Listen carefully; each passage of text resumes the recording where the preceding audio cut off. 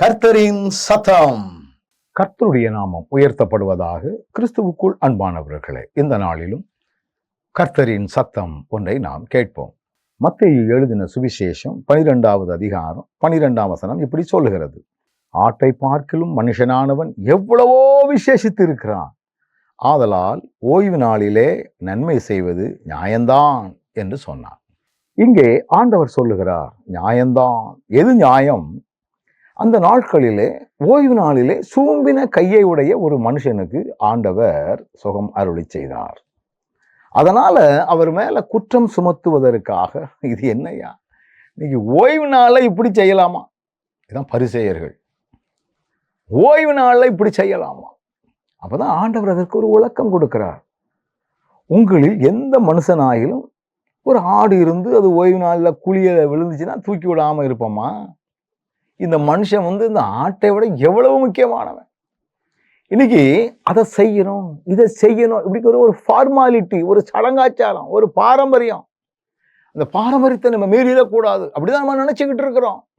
ஆண்டவரோ வசனத்தின் மூலமாக நமக்கு விளக்கம் கொடுக்கிறார் பாருங்கள். ஓய்வு நாளில் நன்மை செய்வதோ நியாயம்தானே? அப்ப நம்ம ஓய்வு நாளிலே ஆண்டவரை ஆராதிக்கிறவர்களாய், வாய்ப்புகள் கிடைக்கும் பொழுது நன்மை செய்கின்றவர்களாக கூட நாம் நம்மை மாற்றிக்கொள்ள வேண்டும். நான் ஞாயிற்றுக்கிழமை ஓய்வு நாளிலே ஜெபித்து கொண்டே இருப்பேன். பக்கத்து வீட்டில் ஏதாவது நெருக்கடியான காலங்கள் வரும் பொழுது, இல்லை நான் ஜெபிக்கிறேன், இன்னைக்கு ஓய்வு நாள், இப்படின்னு வீம்பு பாராட்டி கொண்டு இருக்கக்கூடாது. வாய்ப்புகளை உருவாக்கி கொண்டு நன்மை செய்கிற மக்களாக நாம் நம்மை மாற்றிக்கொள்ள வேண்டும்.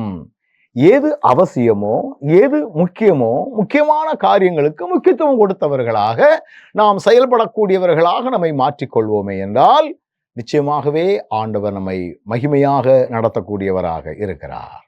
கண்களை நாம் மூடுவோமா? நல்ல ஆண்டவரே, இந்த அருமையான வேளையிலும் நீர் எங்களோடு ஞாபகப்படுத்தின வார்த்தைகளுக்காக நன்றி. மிருகங்களை விட மனுஷன் எவ்வளவு விசேஷித்து இருக்கிறான். அதனால ஓய்வு நாளிலே நன்மை செய்வது நியாயம்தான்.